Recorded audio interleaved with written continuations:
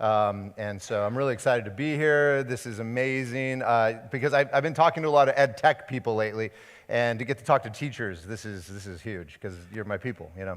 I've been a teacher for 23 years, and let me just jump into this. You kind of did my bio, but that was a day in my class where I went old school with them, and they had to ask me questions. And this was last year before our cell phone ban, so one of my students actually caught this with their phone. But that's me in my classroom. So yeah, I've been 23 years teacher of English, high school English, 9 through 12, mainly seniors most of my career. And I currently teach 10 honors and then a senior mythology. And I'm also the department chair, and I was an EL coordinator for 10 years at a Title I school. I spent most of my career in Title I, but the last 8 years at Valencia High School, which is suburbia, Los Angeles, big school, about 3,000 students. And my kids went there. I have 2 boys, which I'll probably tell some stories about here in a bit. And, but yeah, I had the incredible honor of being selected the 2024 California Teacher of the Year. It just happened. It was stunning, and it was incredible. But the greatest thing that happened through the whole thing really was that I have a friend in every state. And I met all these incredible teachers from all around the country. And one thing that we all have talked about is that it doesn't matter where you're from. When you're an educator, there is a bond that just connects you. And so, you know, Arkansas State Teacher of the Year, Bo and I have now become great friends, even though he called me Mr. Hollywood when he met me. And Zach Aarons was the New York State Teacher of the Year my year, and I got to meet Prince, your new New York State Teacher of the Year. He's down in Manhattan at a culinary school. But that's been the incredible gift. And then from it, things have happened, like I'm now working for ASU to develop their teaching credential, but I've also taught higher ed at National University for 13 years in the Masters of Ed, so Masters of Education, and also teacher credential out in California. So I try to stay busy. As you all know, like all teachers, I have like 5 jobs. I also work the book at the basketball games. I used to coach back in the day. So, all right, so here we go. Let's dive in. I figured what better way to introduce myself than to tell you what my students say. So this is 5 years running. I asked my students, what 3 words describe this class? And then I've been collecting the words. So I'm very proud that fun is number 1, followed by educational, number 2, challenging, entertaining, number 3. There's some funny ones in there. There's rad. I tried to bring it back. It didn't work. I was like, that's so rad, you guys. They're like, oh, cringe. Cogent, I was proud of that one. Not yet. I'm very big in growth mindset. I do not yet grading here and there on things that are standards-based, so we can develop mastery and things like that. So anyway, that's what my students say, and that's what I strive to do. I think probably I'm seeing a lot of nodding heads in here. I try to make a fun atmosphere because I know that they'll learn more when they're having fun, and I'm going to have more fun. But I also challenge them, and I push them to heights that they didn't realize they could get to. And so today, I'm going to talk a bit about AI. Now, when I talk about AI, I'm talking about these 3, essentially, the generative AIs. When we talk about AI, sometimes it can get conflated with the apps, like Class Companion or Brisk or something like that. But we're not talking about those. We're talking about just actual AI, the generative AI. There's a couple other ones, but these are the main 3. And I'll mainly be talking about Gemini today, and maybe a little bit about Claude at the end, because that's the absolute game changer I've been experiencing. And I have like really a 3-part thesis, typical English teacher here. Number 1, good teaching is still good teaching. And that is not going to change. There's so much changing with this technology, but the science on learning hasn't changed. The relationships being at the center of learning hasn't changed, and it won't change. That's number 1. And then number 2, I do passionately believe that we have to become literate in AI. You know, I had a buddy who was about to retire a couple years ago, and he said, I don't want to learn Google Classroom. I said, you don't need to. You're 2 years away. I don't know if I feel that way, though, about AI. Because it's moving and changing so rapidly, I do passionately believe that we need to become literate so that we know how to use it, when not to use it, so that we can set up the guardrails, so that we can identify the cheating that you all know is happening on a scale like never before. So I do think it's incumbent upon us to just become literate in this and how it works. And then my 3rd part is we're entering a world where our only constraint is our curiosity and our creativity. The AI is getting to that point where it's so good that really the only thing holding us back in many ways, and our kids too, is what can we imagine creating? What can we imagine doing? All right, so Google created the age of search But Gemini has created the age of ask and discuss. And it is very, very different. This is a complete paradigm shift. And I think that when ChatGPT OpenAI released the first 3 years of chats, there was some really interesting stuff in that data. About 50% of the chats were actually just searches. Because when we see that little, that bar, our brain goes into Google search mode. But this is completely different. It's more of a ask and discuss, a converse. And I actually was at a talk recently up at Google. I got a chance to go to Google and give a speech. It was insane. And someone said, how is it that a high school English teacher becomes the expert on AI? And I said, well, it's perfect, because this is the first technology I've ever seen that doesn't require technical expertise to use well. It requires precision of vocabulary, language, creative thinking, architecture, sequential thinking, and all these other pieces. It doesn't require tech. And so in many ways, our kids don't know how to use it. They're digital natives, but they are not AI natives. And I've watched it countless times with my students as they sit there. Just last year, my student typed something in, ChatGPT starts scrolling out, or Gemini, and he goes, "That's a lot to read, bro." And another kid, I looked over his shoulder, he's just sitting there. I go, what are you doing? You're supposed to be conversing with a little bit. And he goes, I don't know what to ask it, right? So I see it all the time, that the kids don't know how to use it. They may know how to do a little quick copy and paste, but to use it effectively, they don't know how to use it, much like we don't know how to use it very much. And that's why, again, it's different. And you got to just dip your toe in and get into it and try it out. And you have to start thinking really of AI as a thought partner. Why do we put people in groups to brainstorm? Because we're not very good at brainstorming on our own. You've had that drive home where you've thought about your lesson and you got nowhere, right? And then you go talk to your partner, your spouse, or your best friend, and then you come up with some really good ideas. You get together with your coach in the room, and you come up with some good ideas. We need people around us to help us brainstorm, and AI is incredible at helping you with that. It really can be, if you prompt it the right way. But we have to start thinking about AI as a thought partner, but also as an iteration partner. I think Webster's word of the year will be iteration. Because to use AI well, you iterate. You iterate with it. Now, iterate means to do again, but this way or that way.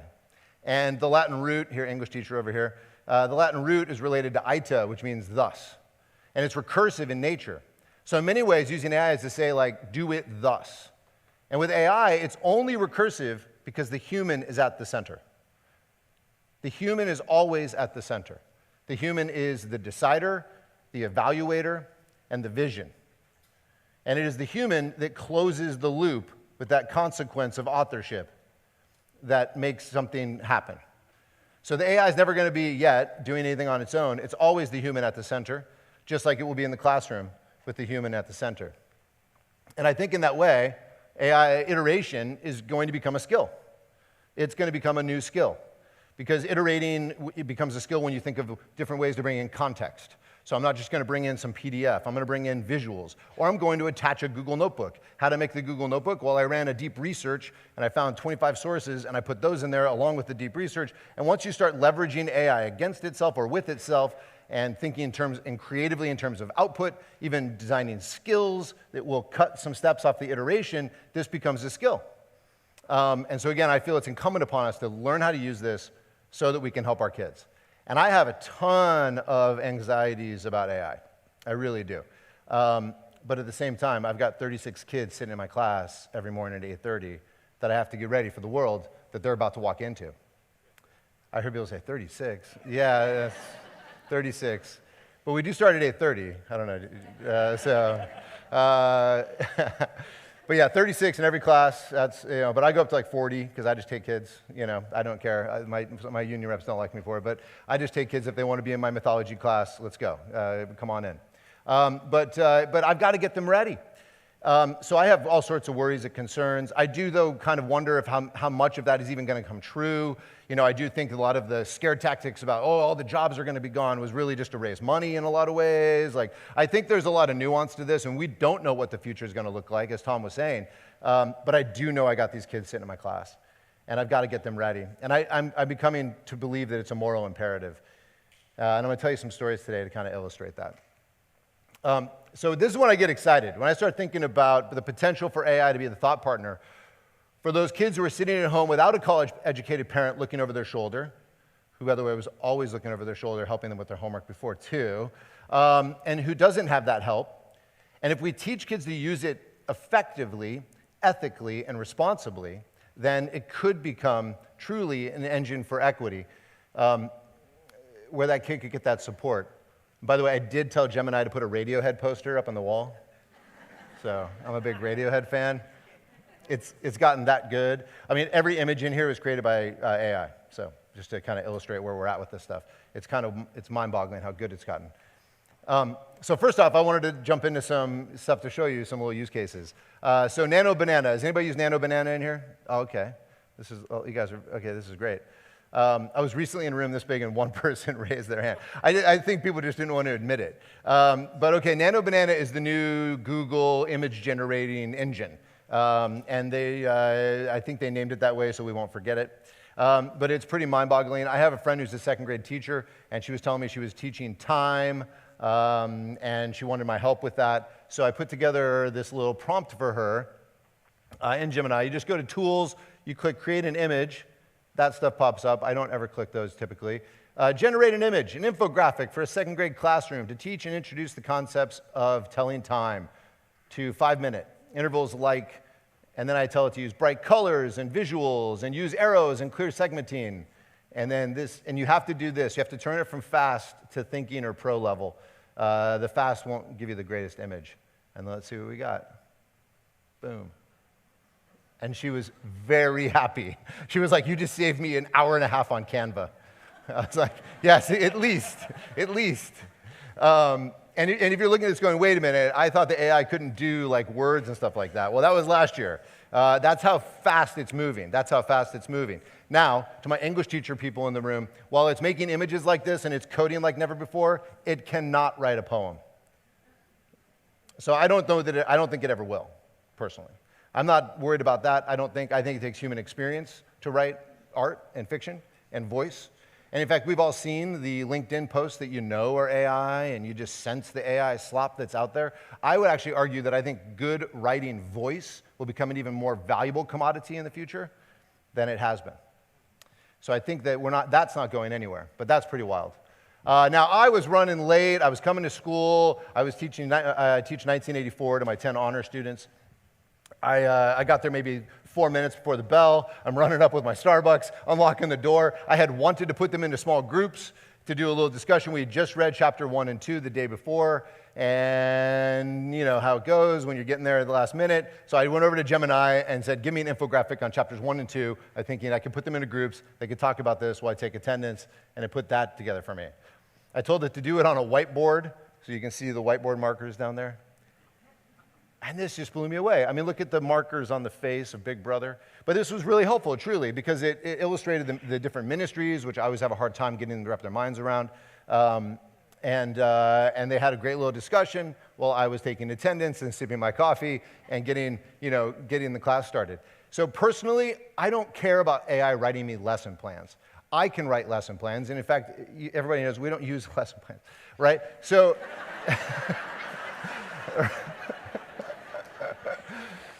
I can't tell you how many tech people I've talked to. They're like, don't you want it to write you a 5-part lesson plan? And I just kind of look at them. So I don't care about that kind of stuff, right? I care about stuff that wasn't possible 3 years ago. And this was not possible 3 years ago.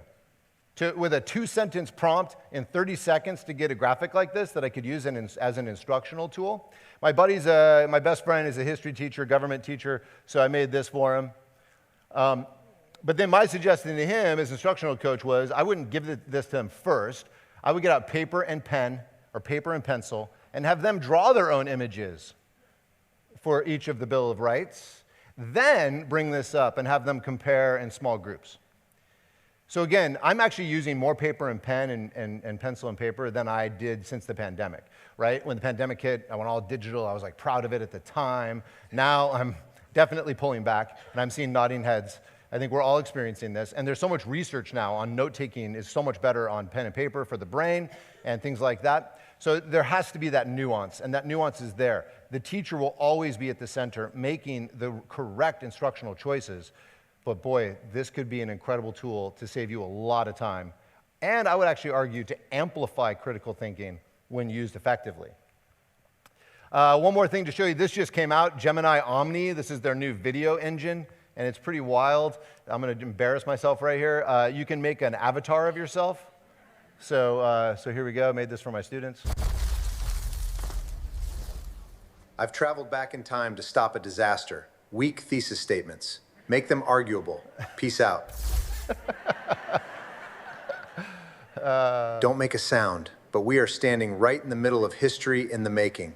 This is truly a momentous day, and we are coming up on the 250th birthday of this very event. And then finally, I did post this one to my students.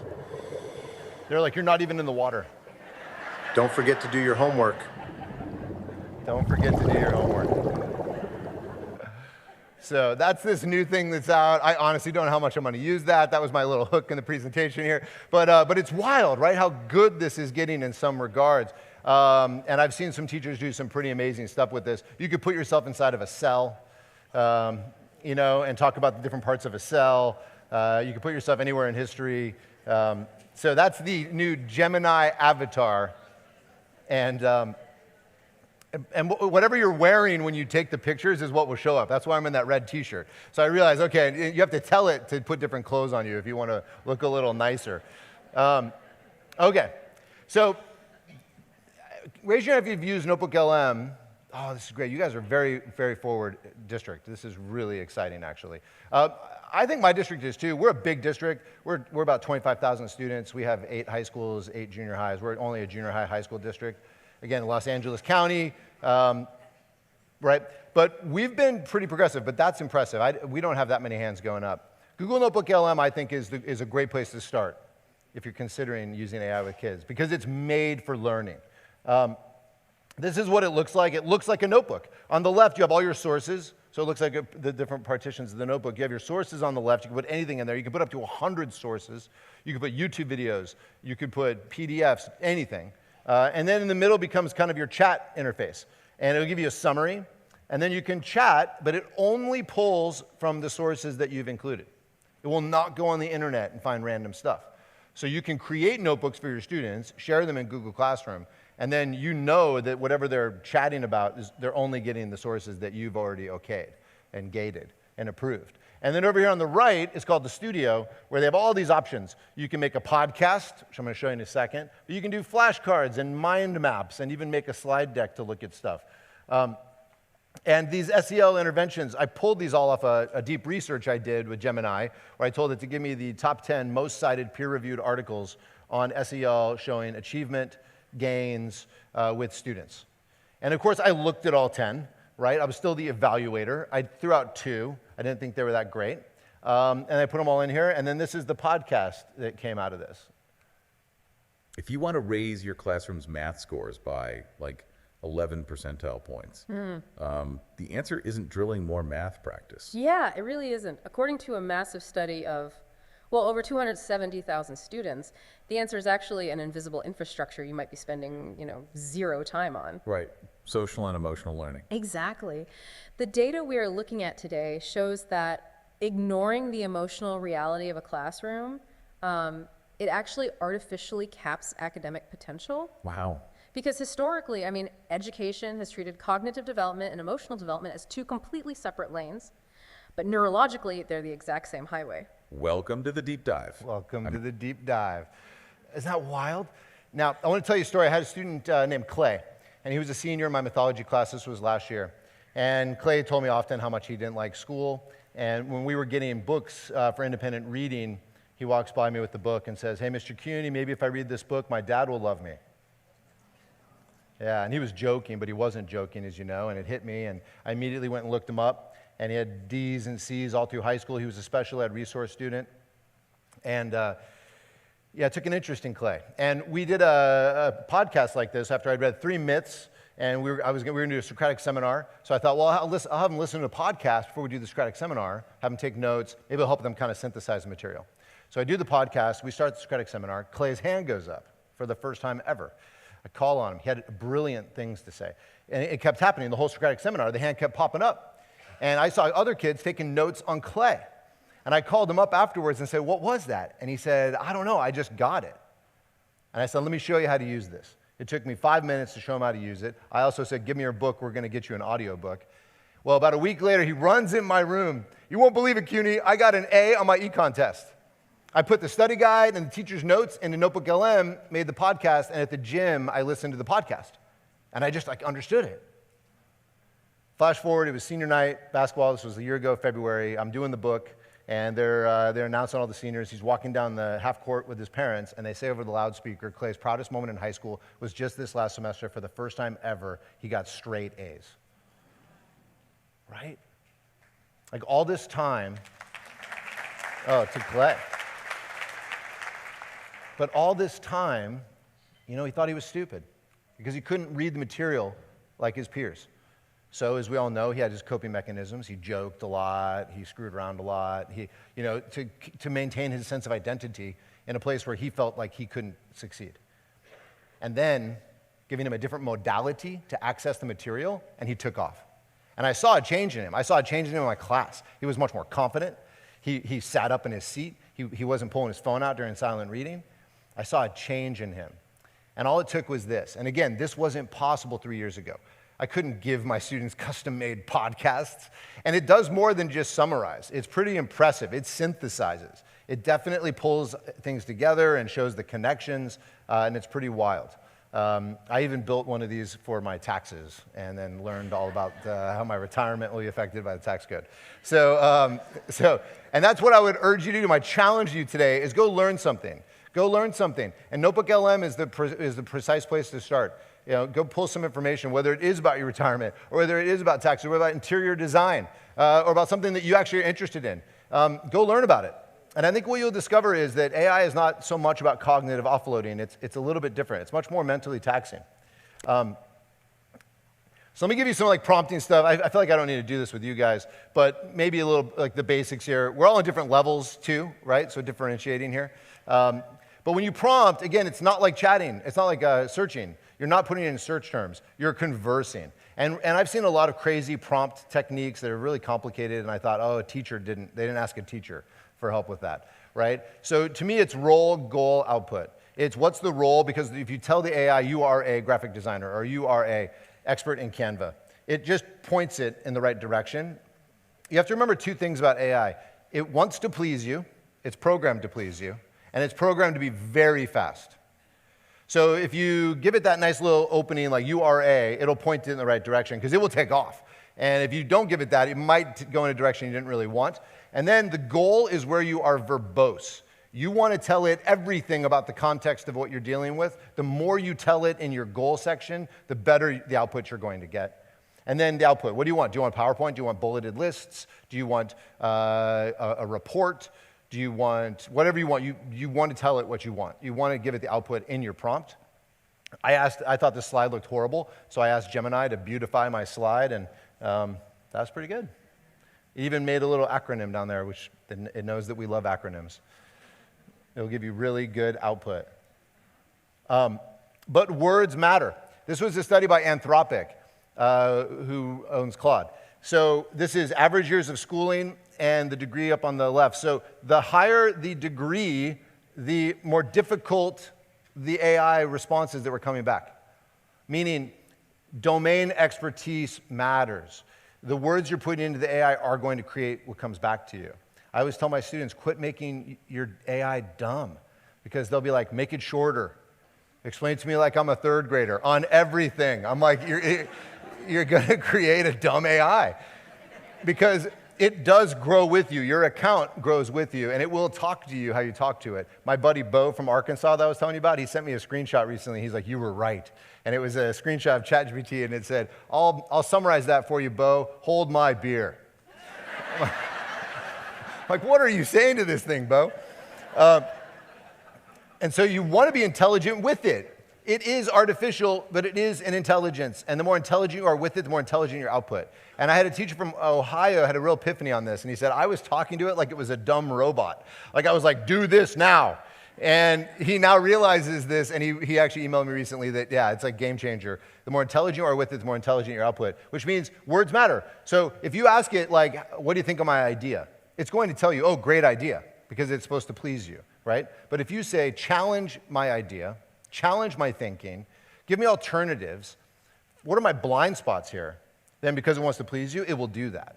And one of my favorite terms now is red team this. If you say red team this, it tries to act like a red team, which in the corporate world is they come in and basically find every hole, every problem with what's going on and offer up solutions. So if you say red team this, you'll get some awesome response.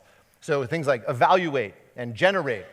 And again, as you're looking at this list, do our 10th graders have this vocabulary handy? No, right? Do our 8th graders? Not necessarily. And so that's where I see again that this isn't just something that they're able to do. I time and time again see that the kids don't know how to use it well. And in fact, because of that, they get horrible output. They turn in these slop things to you guys. So words matter. Curate is one of my favorites. I actually learned, I asked it for a bunch of sources, and it was like, I'll curate you a list. And I was like, yeah, curate that. And then, and now I'm using the word all the time. So I don't know if AI is making me dumber because sometimes it does find the right vocabulary term for what I was actually searching for. And then now that word is in my brain and I'm using it now. So yeah, red teaming, challenge my thinking is another really good one. So words do matter. Now, I decided a year ago to really try to learn something with AI to see what it was like. I wanted to see what all the hype was about. And I felt a responsibility that my kids were using it, and I don't know how this thing works. And so I asked it to give me, I decided I'm going to learn something I know nothing about, which was Python coding.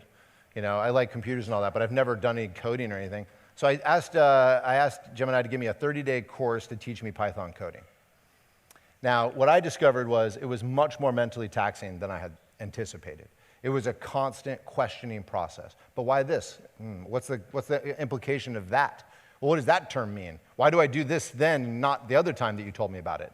And I'm constantly having to read, evaluate, and question over and over and over. By day 14, I was writing little programs, and then I went off and actually built an entire app, which there's my app, WIT, and it just got named as a Milken UPenn semifinalist for their big business competition, so I'm pretty excited about that. And my district just piloted it with 3,000 students. It does district-wide common formative assessments and builds tier 2 plans, and it's really cool. But it's an AI for teachers, not for students. Like, it doesn't slop feedback at kids. And I'm not here to pitch my app, so let me move on. But just to really talk about how, like, when I built that, I just started thinking, like, okay, I keep hearing all the hype that this is going to make us all lazy and we're going to be in the movie WALL-E and we're just going to be floating around.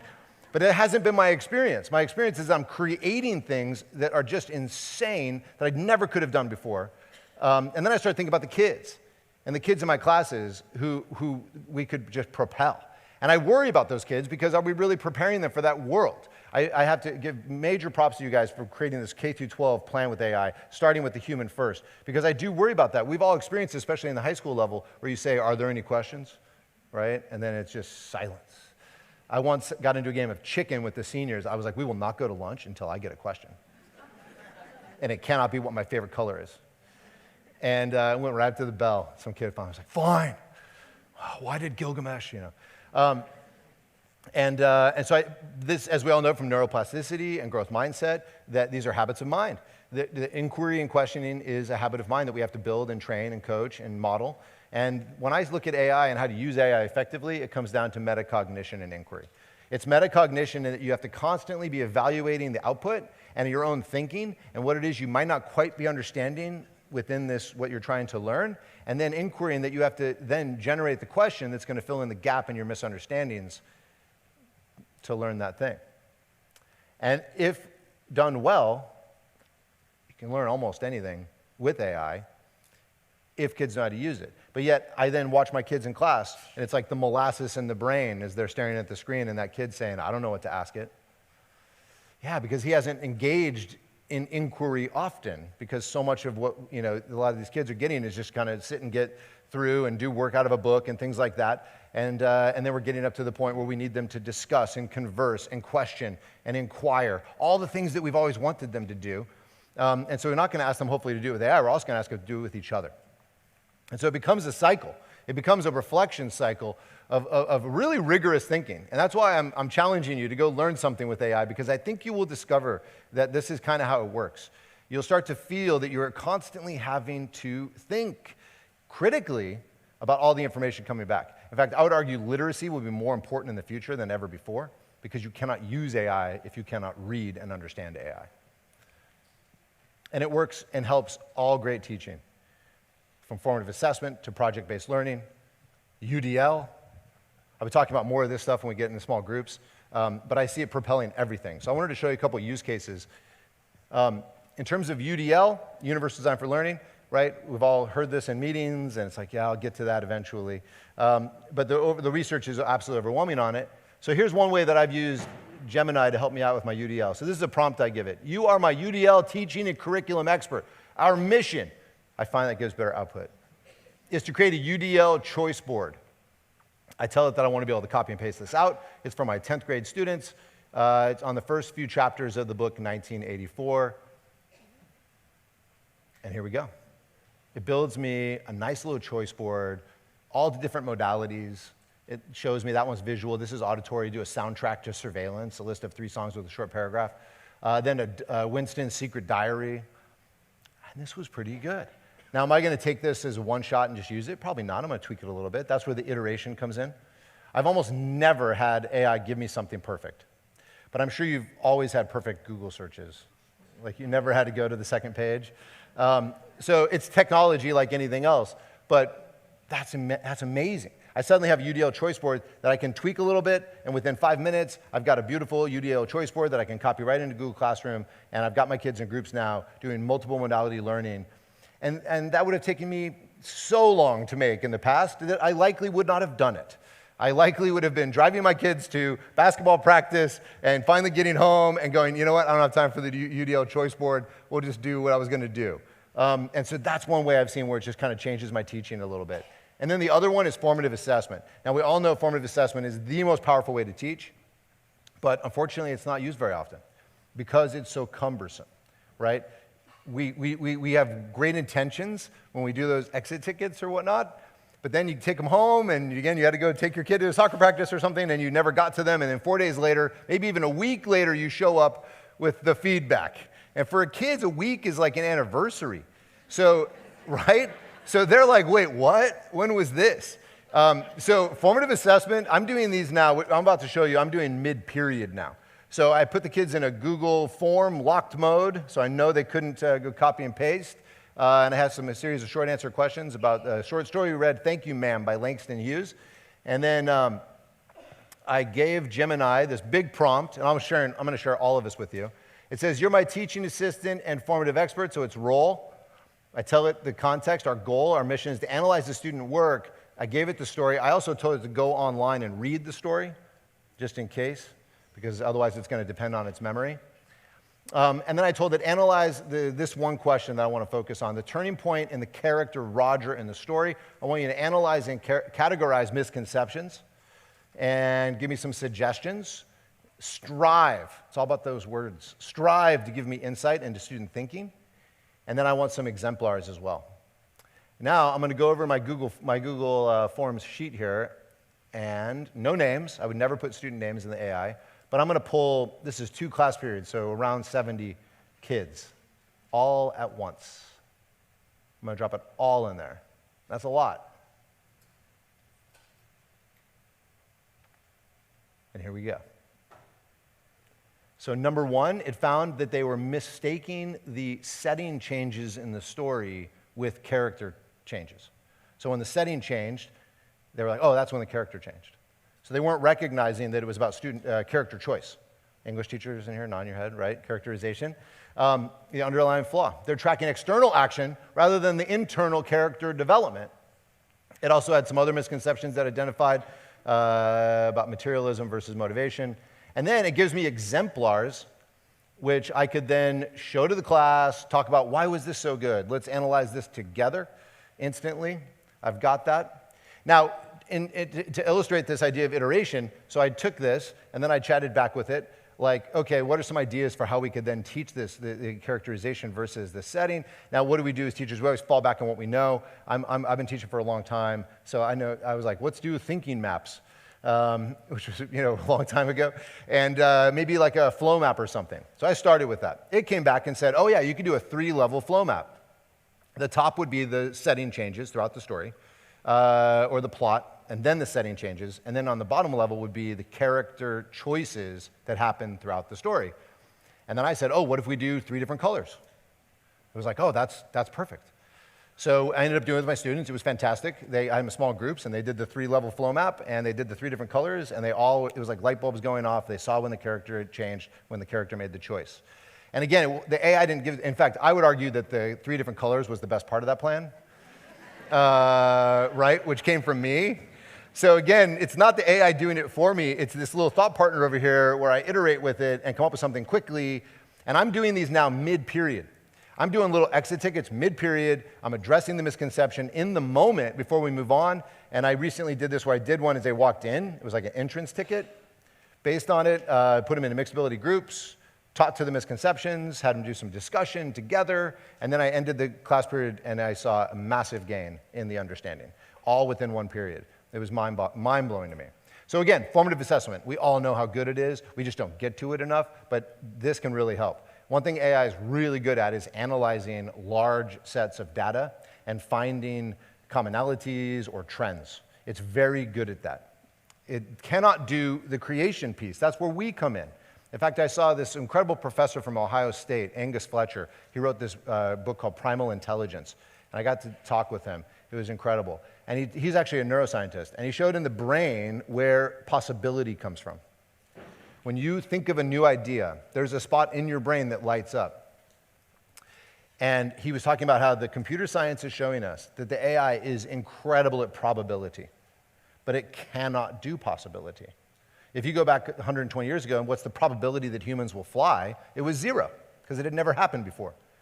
But then someone thought of the possibility. So AI is incredible at probability. We're already seeing breakthroughs with doctors that are putting large sets of data in and finding that this person has this rare autoimmune disease that we weren't noticing. Because why? Because we didn't have time or the ability to go through 400 pages of data to figure that out. But it's still the human brain that has to do the creation. My dad, he's 80, and he's actually using AI with the stock market now. It cracks me up. But my analogy to get him on board was, it resonated with him, so I'll share it with you, was that AI is like Dr. Spock. It's like the logic, and it'll tell you, oh, that's not logical, we shouldn't do that. But there's always got to be a Captain Kirk sitting there making the decision, and that's us. We're the Captain Kirks of the classroom. There you go. Making those decisions. Custom GPTs and gems. I'm going to show you more about this tomorrow when we get into the smaller groups, but these are super powerful. I made a Winston Smith gem that was all trained up on the book. And of course, the student's first question was, what were you really doing in the woods with Julia, Winston? But to Gemini's credit, it didn't go there. It was like, oh, we were rebelling because in a society of, and it totally shifted. It was great. But I saw such a great engagement with this, and this was just kind of like a fun thing. But for our AP classes, we actually built custom GPTs and gems for all of our AP classes at Valencia High. So this is Penny, our AP Econ tutor. And we have Eisenberg, who's our AP Chem, and Abe, who's our AP US. And with the custom GPTs or gems, you can basically give it your knowledge base, much like a Notebook LM, but it's a little more powerful. And so we put the textbooks in. I don't know if that was legal, but we put the textbooks in. The teachers had the textbooks as PDFs, so we put them in. But the kids loved it. And the kids loved it because at home, they could literally say, I'm in chapter 5 of the chemistry book on page such and such, and I'm confused. And they could get that help. And we think it worked because there was the AP test on the horizon. I do think we're going to see a return of authentic assessment. It's going to be like, fine, go use AI, but you're going to have to come in and take this test. And we might be able to use verbal assessments because the AI is going to help us with that and actually get even more authentic assessment. But I think that's why it worked with the AP kids, because the AP kids weren't going to cheat because they were worried about passing that test and getting that 5. So they started to use it to learn rather than just to cheat. And I saw this with my son. My son he's just finished his 2nd year at San Diego State, Aztecs, and he was in his business MIS class, which at SDSU is a weed-out class, and he didn't do very well in the first midterm. And this is a 4.4 GPA kid, and he bombed the first midterm, and he was kind of freaking out. And he realized, I can't just do it the way I've been doing it. And I had taught him a lot about this stuff. When he was in high school, I walked in his room, and he was struggling on his molecular biology class. And he had his 2 monitors, And I go, well, open up Claude over there or Gemini. And he goes, Dad, that's cheating. And I was like, not if you're learning it. Not if you're learning it to help you with this. So I kind of coached him up on that. But I was so proud of him. He calls me from school. He's like, so guess what I did, Dad? I made a custom GPT because SDSU, they all give them, all the Cal States, they get GPT for all the students. And like the $20 a month version. And he made a custom GPT for his MIS class. He got the textbook, put it in there. He put his professor's slides in there. And he said, I just quizzed myself over and over, and I talked to it and talked to it. And after about like 3 hours, I felt really good. He's like, and then I went over to my suite mate who was sitting there with the highlighter and the textbook and was like, bro, I'm so confused. I've been at this for hours. He goes in to take the test in a closed environment, and he got a 96 on the midterm. The class average was a 68. Now for him, that's when the light bulb went on.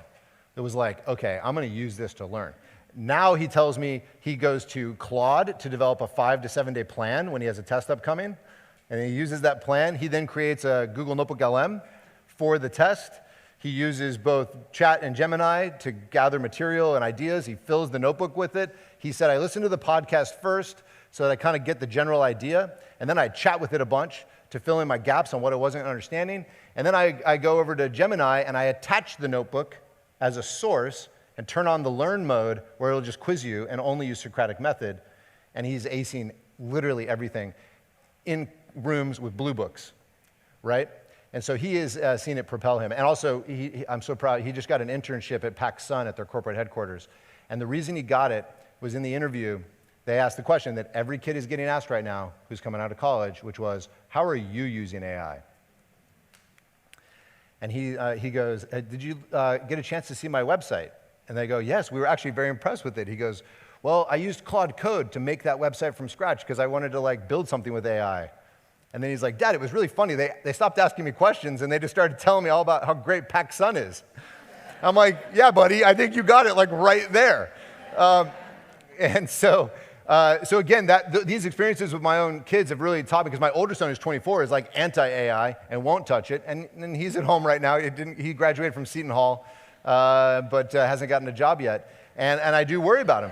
I do, because he's like, I don't need it, Dad. I'm like, well, I get that, but it's not like that. But it's interesting, those 4 years, what a difference that made. One who was on the outside of it, really graduating college when it all emerged, and the other one who was in high school and then started to use it to learn and realize what he could do with it. And when I watched my son Landon, I then look around my classroom and I go, I've got to help them. Like, if I don't help that kid who has nothing going on for him and no support at home, if I don't help him, what am I doing? I'm letting my own anxieties get in the way of his potential growth. You know, and I do have a lot of anxieties, but if I can maybe teach him or her to use it in a responsible way to actually learn, this could be really powerful. And by the way, the research on who gains the most from using AI, and it's mainly in the business world, it's in the customer service sector, but they have found that the people with the lowest immediate or initial skills are the ones that see the biggest gains. And what I've seen with my English language learners has been absolutely mind-blowing. How they now have a home language tutor in chemistry, which was never possible before. Oh, and then we made a question writer for our common formative assessments, and I'll begin sharing with you guys tomorrow. It's incredible. It's incredible. It's really good. But it took us a long time to make this. This wasn't just a one-shot. We spent a lot of time building it, putting the sources into it, but it's so good now that this idea that you have to protect your tests because you don't want them to get out, I think it's gone. We're making new questions all the time in here. Now, this is one I want to show you a couple, and then how are we on time? We're 10? Okay, cool. Okay, cool. This is what I call Study Buddy, because with kids, you got to name it something stupid so that they'll actually try it. So it's called Study Buddy, but it's a prompt I give them, and this is based on the research on desirable difficulties. If you haven't heard of this, you got to go look it up, go chat about it. This is Bjork and Bjork from UCLA, husband and wife team. And this is all this incredible research on the brain and this idea of retrieval practice is what they call it in the literature. Retrieval practice is when you try to remember information and you pull it back into your frontal memory. If you've been in the grocery store and you saw that ex-student at the end of the aisle walking toward you, right? And they're like, Mr. So-and-so, and you're like, oh no, I do not know their name. And as you're getting closer and closer, you're working so hard to try to remember it that you get it. And you're like, oh, Alex, how are you, right? And you get it. Now, the research says that you'll remember that name for like 5 years now because of the effort you put in to retrieve that information. And they believe it's about neuroplasticity, that effort strengthens what they call the retrieval strength to that information in your brain in the neural pathway. And so retrieval practice is this idea of quizzing to learn. And there's no better way to actually study than quizzing. In fact, this one big study by McDermott showed a 20% gain in the group that just quizzed themselves over and over versus the group that was highlighting and rereading and discussing. Quizzing to learn is the best way to learn. Now, my mom used to quiz me when I was back in high school on all my study guides, and maybe some of you had that experience. But what if a kid doesn't have that, right? Well, now they do. So this is the prompt I give it. I give this to my students on a Google Doc. You're my encouraging and helpful tutor and academic coach. And we need to learn this information. This is the key. Go one question at a time. Otherwise, it'll give them all 15 questions at once. And then I personalize it here where I tell them they have to pick how they learn. And they often say, I don't know how I learn, which is perfect. I go, good, we're going to figure that out. And I even put like an expert mode in. So we'll personalize this one. We will say that I like analogies and visuals to help me learn. And then I'm going to drop in a World War II study guide. And off it goes. Question 1, how did the Treaty of Versailles contribute to the eventual outbreak of World War II? And I think I get this one wrong on purpose to show you what happens. D. Nope. But remember I told that I like analogies? So think of a pressure cooker with the lid locked down tight. The Treaty of Versailles was like tightening the bolts of that cooker as punishment. I'll skip off that. But I did have a mom just this last semester actually email me. She was so excited. Her daughter got 100% on the chemistry midterm. And she thought she was struggling in the class. And then she said, what'd you do? How'd you get such a good grade? And her daughter said, well, Mr. Cuny showed us how we could quiz ourselves. So I used his prompt and I uploaded the chemistry study guide and I just quizzed myself. And things I didn't quite get, I went back to the book a little bit and then I went back to quizzing until I pretty much understood it all. And again, this was not possible 3 years ago. This last thing I'm going to show you is mind-blowing, prompt learning experiences. So this is an entire prompt. I did not write this, right? This was AI helped me write it. This is an ecosystem simulation for biology. So this long prompt, we would give this to students and say, copy and paste the whole thing and put it into Gemini. And then it creates a simulation for them. Every time it picks a different ecosystem. So in this case, it's going to do the Arctic, and it gives them a breakdown of the ecosystem.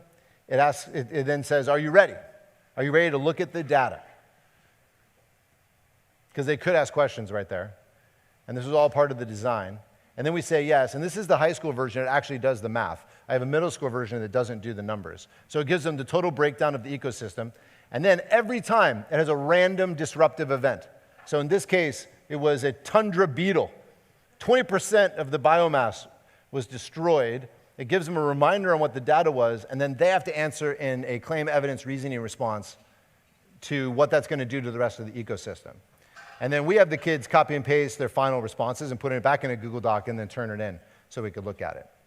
But we've created econ, supply and demand simulations. I have an elaboration writing tutor simulation. And when I was showing some people in the ed tech world this guy goes, wow, that's basically like a software you built. It's like, yeah, this is basically a software with one prompt. Anything you want to immerse your kids in a simulation, you could create. And again, I did not write that. I sat down with the AI and said, here's my idea. I'm kind of thinking we could put them into an ecosystem simulation. It went back and forth with me with some ideas. I gave it more information about the grade level we were looking at. And then eventually, it gave me the prompt. But then I had to test the prompt, and it didn't work great at first. We had to kind of tweak it. Right away, it just jumped right in. And I was like, no, we probably should pause to see if the kids have any questions. So then I customized it with the AI, and then eventually we ended up using it with kids. But the whole process took maybe 15 minutes, maybe 20 minutes. And then now I have this prompt that creates an immersive simulation experience in any subject on anything I could imagine. So remember my point earlier that our creativity is our only constraint?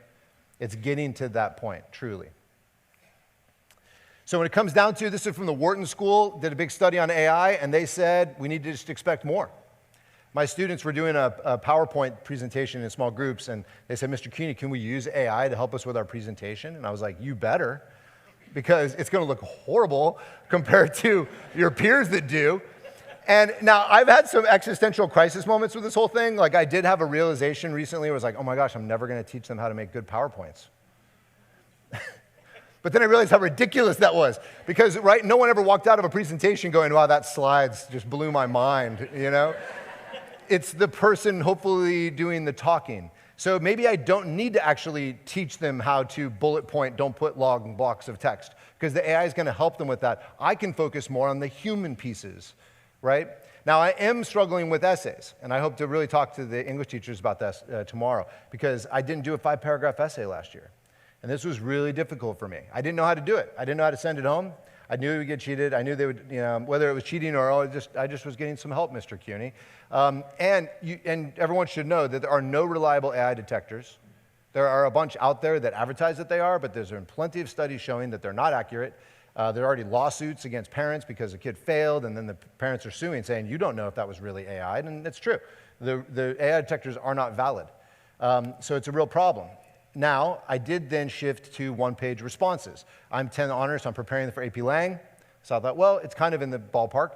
And I have to say, I feel like I saw faster rhetorical development over this last year because I was more focusing on the pieces of good writing, of claim, evidence, and elaboration, and not dealing with the unwieldy 5-paragraph essay.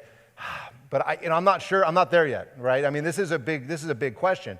But I don't know. I think that we're malleable. Look what we did 6 years ago, right? I think we're going to figure it out. And I think it all comes down to this. It's all about rigor through relationships, and that's going to be more important than ever before, I think, going forward. I think the human piece is going to be more important than ever as we go into this age of AI, because, yeah, AI is going to do maybe some of the Excel work that accountants were doing, but somebody's going to have to present that and build relationships in order to get that sale or whatnot.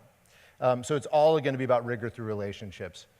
And that's kind of my passion as a teacher, is building relationships with kids, because as we all know, when you have that strong relationship, you can push them to heights they didn't even imagine. And I had a student come up to my desk about 3 weeks ago here as our school was winding down, Jake. And I had done one of these learning prompts where they got an immersive experience about doublethink from 1984. And it went really, really well. And he comes up to my desk, he's got the soccer ball under one arm and the backpack slung over his shoulder. And he said, Mr. Cuny, that was really cool today. Like, I learned a lot, but I'm kind of worried that I'm getting, like, stupider in my other classes because of AI. And I said, what do you mean? And then he looked kind of nervous, and he said, well, I basically put my worksheet questions into AI, and then I just write down exactly what the AI tells me. And I don't know, I'm kind of getting worried that I'm not learning anything. And there was real anxiety in Jake. And as I was saying what I was about to say to him, I realized the impossibility of it. I said, well, Jake, you have to choose to want to learn that stuff, as I said to a 15-year-old who, right? And I realized if I was 15 in this era, oh my goodness, I would be Geminiing everything. I mean, to be honest with you, right? Why? Because I'm always looking for the shorter path so I can get outside and play with my friends. And so this is hard. And what the research shows this, and my own passionate beliefs from my 23 years as an educator, the only way you get a 15-year-old to choose that harder path is if they have an adult teacher, a great teacher in their life, who, two things, believes in them and explicitly tells them that, and then number two, holds very high expectations. As Dave Yeager from UT Austin calls this the mentor mindset. You can have high expectations with no support. That's called the enforcer. And there are some really good teachers who are enforcers. But if you blend it with, I care about you, I'm rooting for you, I want you to succeed, then you get this mentor mindset, and it shows the greatest gains. And so how are we going to help these kids through this era? I think in many ways we're going to do what we always did, which is build those relationships, use research-based pedagogy, use AI as our little assistant to rapidly propel things for us so we can then go deal with our other life in a better way. Here are 3 really good books. I think that solve a lot of the problems with AI. 10 to 25, anybody read that? By Dave Yeager. He's UT Austin. He's incredible. That book is so good. The one in the middle is from Stanford. and it's a bunch of studies on what is good homework and what's not good homework. It's really interesting. And then Grading for Equity, have you guys read that by Joe Feldman? That came out a couple years ago. We did big book studies in our district on it. It's really good. I don't know if I would go all in on it, where he goes with the book, but the first like 8 chapters completely blew my mind, and I think it solves a lot of the problems with AI. You know, a lot of the problems we're facing with AI really is the homework problem, right? And I've often joked around, well, maybe the 15-page homework packet was never a good idea, right? And I know these are hard conversations to have. I plan to bring it up at our faculty meeting in August, and my principal is not happy about it. I'm like, we need to talk about this. Like, why are we giving points for homework? Because I'm getting them in senior year, and they're failing my class, and they're begging for homework. You know, I had a kid, he was failing. He was going to fail, but I made a deal with his parents and the counselors that if he comes in my room and just does this one writing assignment, we can get him to a D, and he was thrilled with a D. So he's sitting in my class, typing on the Chromebook, and during lunch, and he looks up at me, and he goes, "Low key, Mr. Cuny, this is the first thing I've written in 3 years." And I looked back over his grades, A's and B's and everything. But he had done nothing. So I have real worries about this. That's another reason why I think we have to become literate as teachers so we can spot this stuff, and we can realize, oh, if I send that home, yeah, it's probably, right? And I know it's hard. I mean, it's such a big ask, you know, of all of us to, oh, now change everything again, you know? I totally get that. I empathize. I'm going through it with you every day. But I think there's ways to simplify it. And it's make things happen in the classroom. I did this whole last year. I did not see a drop in learning. I actually felt like I had some gains in learning. Socratic seminars where they had to handwrite their first answer. Then they opened the Chromebook, and I gave them scaffolded words like, unpack this idea with me, challenge my thinking. They had to go converse with AI 2 or 3 times about their initial response and the big question, and then we shut the Chromebooks, and then we talked. And it was the best discourse I've ever seen on a Socratic seminar, and that one that I was doing. So I think there are ways strategically and pedagogically to really propel thinking with this, and then there's times to not use it and know that if I send this home, it's likely. So what is the future going to look like? I envision I come in, I go, hey kids, put on the headset, do a 5-minute interview with our AI here and find out if you guys read the chapter last night from 1984. Then the AI's in my ear saying, well, 20% didn't read it, but of the 80% that read it, they didn't really understand the whole setting in the beginning of the book, how grimy Oceania is. And I'm like, okay, cool, make me an image that we can illustrate that to the kids. Boom, the image is made for me. And that's where I kind of envision this going. The teacher will never be gone from this. And I think it's so important to communicate that. I hear a lot of teachers worried, like, oh, they're going to replace us. Now, I do have worries that there'll be some lawmakers thinking they can put 60 in a classroom, and I think we need to fight hard against that. But the teacher will never be gone because look what happened with Conmigo. Exactly. Look what happened during the pandemic and things like IXL or just sticking kids on things, and it doesn't work well, right? Because learning is a social process, and we'll always be in the classroom doing what we're doing. And I think we have to let go of that anxiety because I don't see any evidence that's going to happen. And this is already happening because that was my prompt that I gave Gemini to make this image for me to help my kids understand. So the teacher will always be there, but we will bring in all sorts of resources that we couldn't before to help us be better at what we do. But the reality is we don't really know what the future is going to look like. But I do know that great teachers need to be at that table shaping that future. And that's the key. So again, that's why don't put your head in the sand on this. Dive into it. Figure out what it's all about. Push against your own anxieties on it for the kids. And I think you'll find there are some strategic, interesting ways you could probably use this. And I'll leave you with this quote.